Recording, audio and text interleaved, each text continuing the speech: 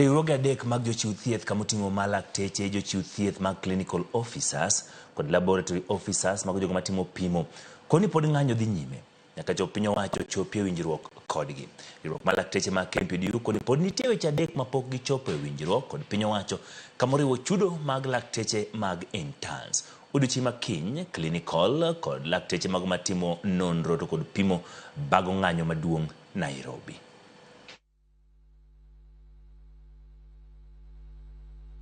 Where the government understands that we need to wait for the court process before we discuss it. But we have had the idea that this is a matter of collective bargaining agreement in the CBA, and therefore it should be honored, and the intern doctor should be posted immediately as per collective bargaining agreement.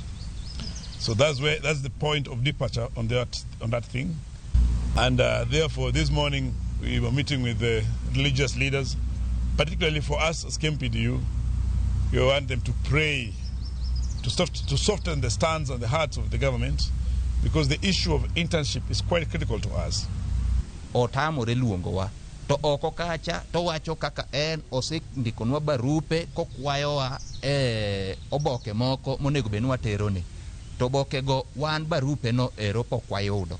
Koro ne wawacho na kumicha nyiswa ni to barua mane ndikonwa ni ng'amono mane miyo barua ni mondo gik midwarogo wakelni wachni watieki.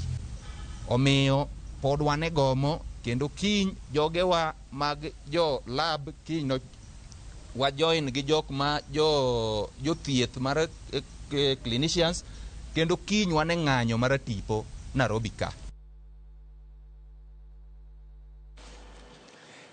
owa dhi nyime